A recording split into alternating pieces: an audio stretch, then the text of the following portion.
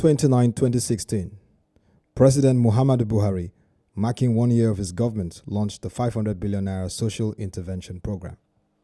At a recent engagement with young social media professionals and influencers, Vice President Professor Osinbajo used the opportunity to explain and give further insight into the Social Intervention Program and strategies to drive the economy.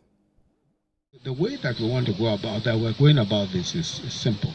The World Bank already has an established conditional cash transfer scheme. They've done quite a bit of work in identifying poor communities, the poorest communities. They've done a lot of work, and they are working with us in identifying the poorest communities. What they do basically is that they have their mappings of poor, they'll take a state and look at poverty levels in a particular state. So they will say, these are the 4 poorest local governments.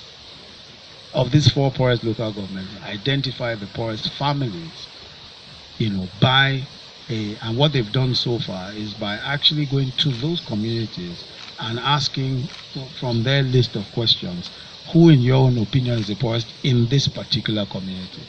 It's a very rigorous process, and they've gone through this, and they've done 7 states so far, using these parameters. And it's a very difficult process because it involves making a judgment, but they're involving the communities in making that judgment. We've had to go through this route because the other way would be random. If you ask a politician who are the poorest people, you know who is going to go and look for. So that's why we've tried to get an independent party. Then, of course, that we have the homegrown school feeding, where we estimate that we will be able to feed about 5.5 million children, maybe even more.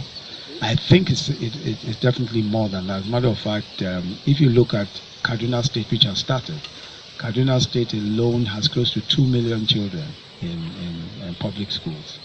And quite a few states also have those kinds of high numbers.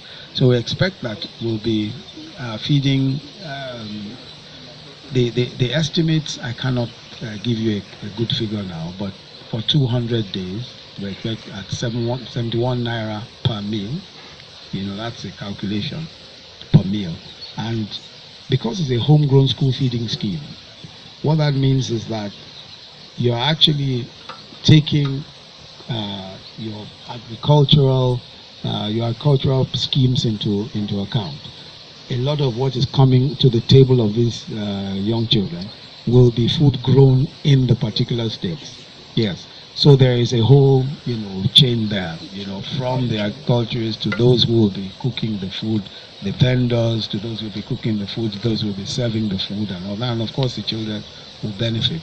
The whole idea is that we'll be training 500,000 people, young people, graduates, who currently have no jobs, as volunteer teachers. Some will be trained as extension farmers, because we think that we're going to need a lot of extension farmers, extension workers in farming, public health officials, and some also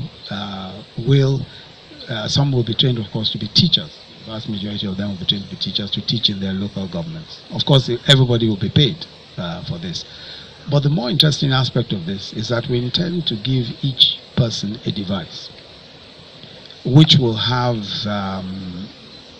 software for training in different skills.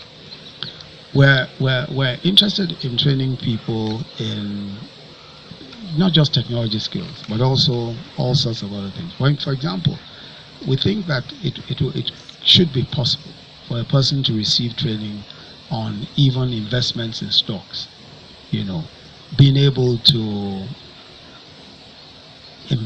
invest on the stock exchange platform and encourage people to do so. So you can start a small business, by buying and selling of stocks, and that's the sort of thing that we're looking at. We're looking at technology generally. So you have your device which has all the stuff about teaching skills, and has other information on it as well. And we hope that information will be useful for those who want to, advance their skills in one way or the other. These 500,000 people.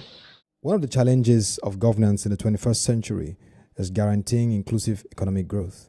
Nigerians will be expecting pragmatism from the All Progressive Congress-led government in the implementation of this initiative.